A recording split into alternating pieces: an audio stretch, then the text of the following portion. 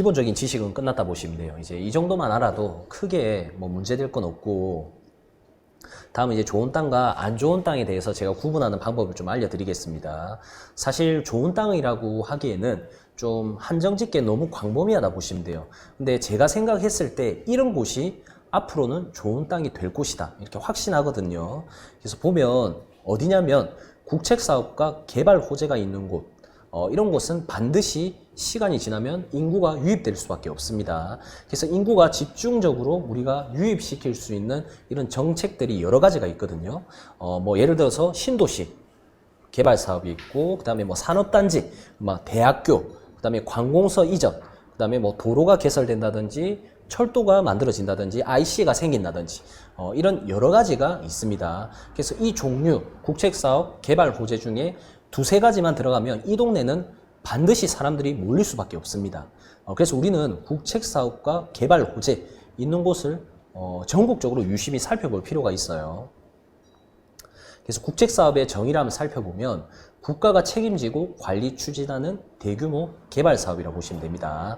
그래서 이 사업의 특징은 국민의 세금으로 진행되는 그런 사업이거든요. 그래서 그만큼 국책사업은 시간과의 문제지 성공할 확률이 거의 80% 이상이라고 보시면 됩니다. 그래서 일반적인 민간 사업보다는 훨씬 더 성공할 확률이 높다 보시면 돼요.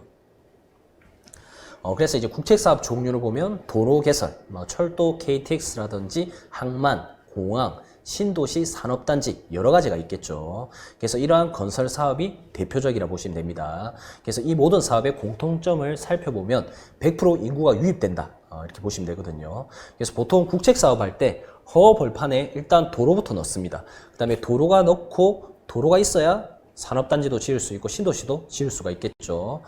그래서 이제 도로 놓고 일자리 만들고 신도시 만들고 철도 만들고, 그렇게 협력업체처럼 우르르 넣어가지고 최종 사업을 완성시킨다고 보시면 돼요.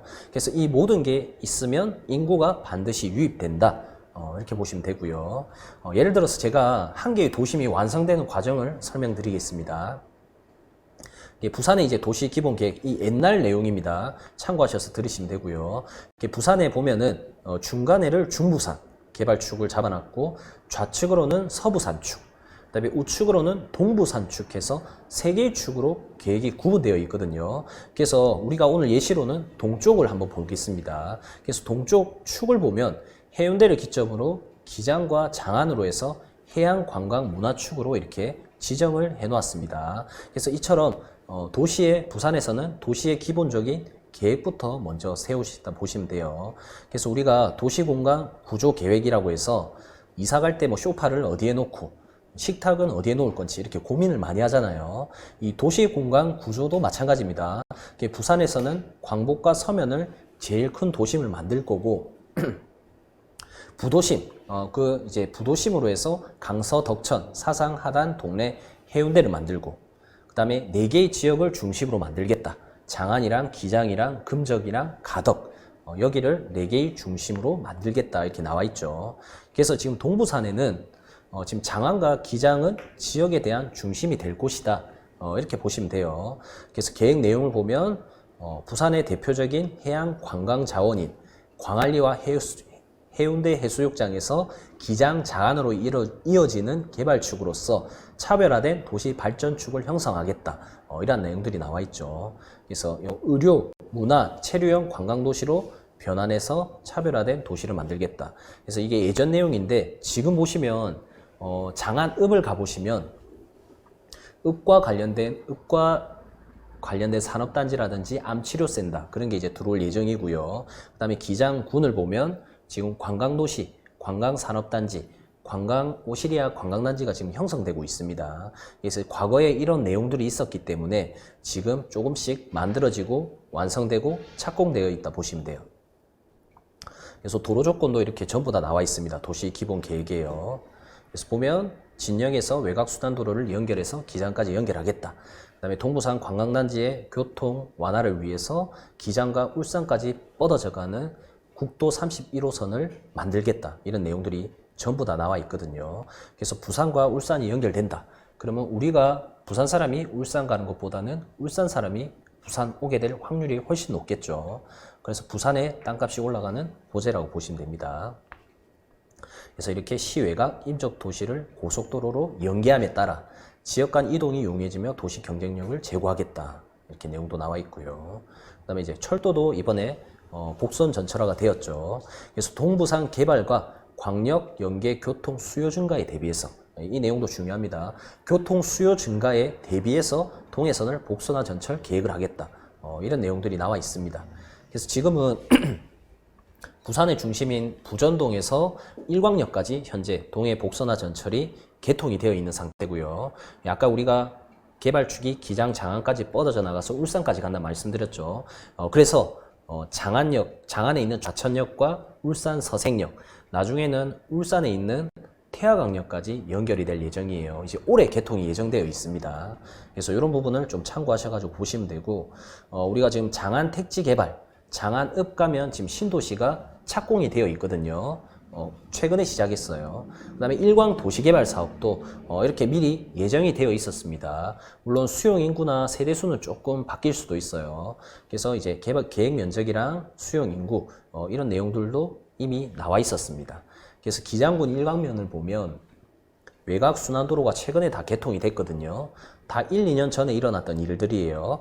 외곽 순환도로가 개통이 되었고 국도 31호선이 울산까지 연결이 되었습니다. 그 다음에 동해 남부선이 복선 전철, 동해 남부선, 이제 지하로 가면 지하철, 지상으로 가는 걸 복선 전철이라 하거든요. 그래서 복선 전철도 일광역 개통이 되었고, 아까 봤던 일광 신도시도 이렇게 이미 완성이 마친 상태입니다. 지금 계속 공사하고 있죠. 네. 그래서 이러한 계획이 생기면서 그 발표, 착공하고 완공한 이런 시점이 있거든요. 그래서 발표하고 착공하고 완공한 이 시점에 대해서 땅값 오르는 구간도 전부 다 다르다 보시면 돼요. 그래서 발표, 착공, 완공 이때별로 땅값이 단계별로 올라간다고 보시면 됩니다. 제가 사실 전국에 있는 개발지에 진짜 웬만한 데 다 가봤거든요. 이 순서는 거의 90% 정확해요. 그래서 발표, 착공, 완공 때는 가격대가 비슷하게 흐름이 올라갑니다. 그래서 발표 때 보면 보통 눈에 보이지 않기 때문에 가격이 제일 저렴합니다. 대신에 투자 기간이 굉장히 오래 걸린다 보시면 돼요. 그래서 대출을 받거나 큰 돈으로 땅을 투자하기에는 사실 매우 위험한 그런 상황입니다. 그래서 발표에서 착공까지 시간이 굉장히 많이 걸리거든요. 예산도 편성이 돼야 되고, 뭔가 이제 뭐 지자체 허락도 받아야 되고, 뭐 새만금 같은 경우에는 환경단체 소송이 있었어요.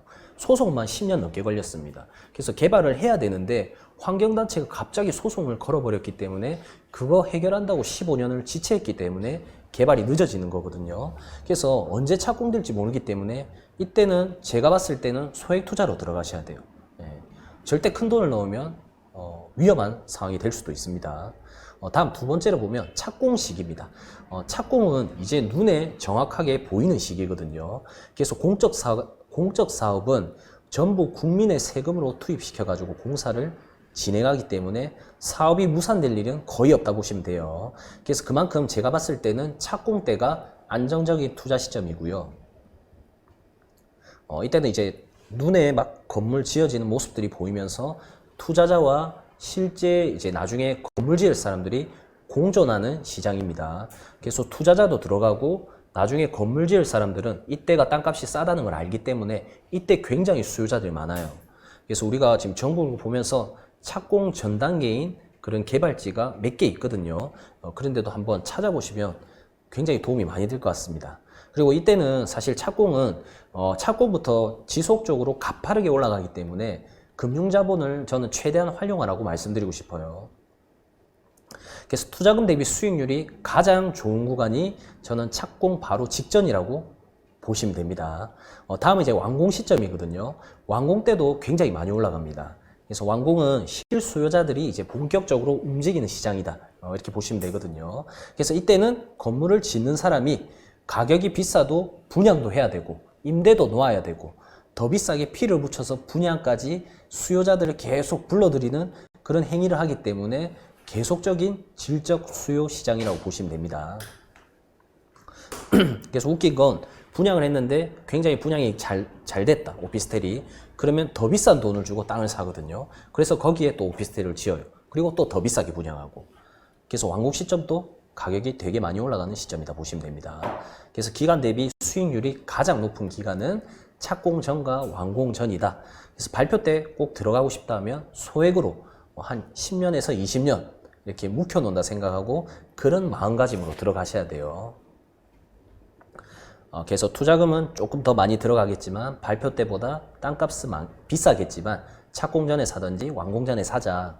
이게 좀 제가 전달해 드리고 싶은 메시지고, 금액적으로 살펴보면 이 금액은 딱 정해져 있는 건 아니거든요. 근데 제가 또 전국을 다녀보니까 흐름이 비슷하더라고요.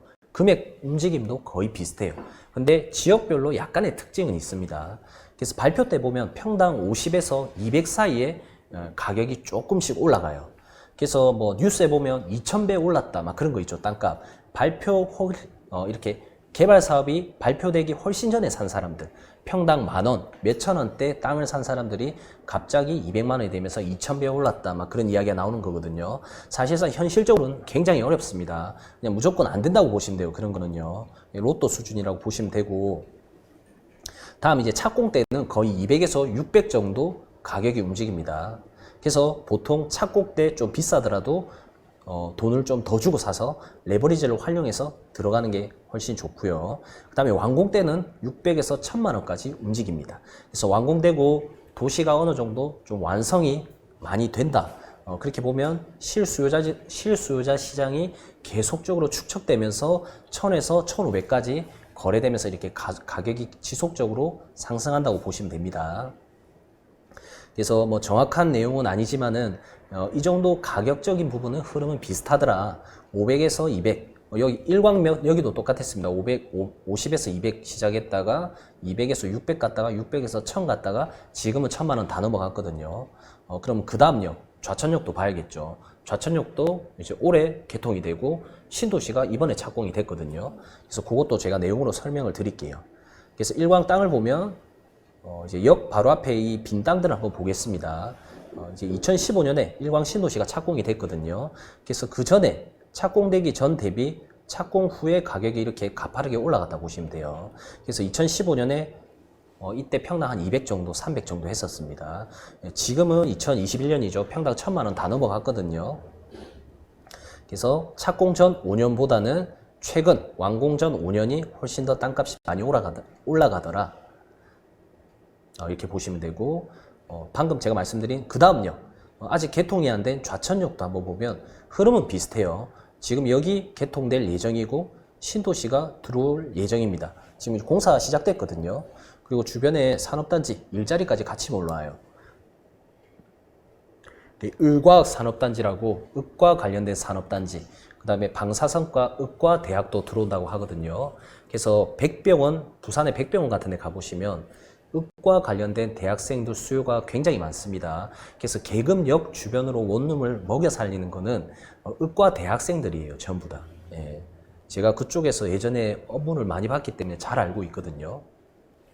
그래서 이러한 대학교나 산업단지 일자리가 있으면 당연히 역 주변으로 내가 역으로 이동을 해야 되겠죠. 집에 가려면. 이 주변으로 뭐 원룸이라든지 먹고 쓰고 자고 하는 그런 상권들이 반드시 필요하게 됩니다. 그래서 지금 이제 시골일 때 한번 가서 보시고 매년 가서 보시면서 어떻게 도시가 바뀌는지 꼭 볼 줄 아셔야 돼요. 그래서 이처럼 도시별로 규모와 습성은 다르지만 지가 상승은 발표, 착공, 완공 구간별로 비슷하더라. 이런 걸 이제 좋은 땅이라고 보시면 될 것 같습니다.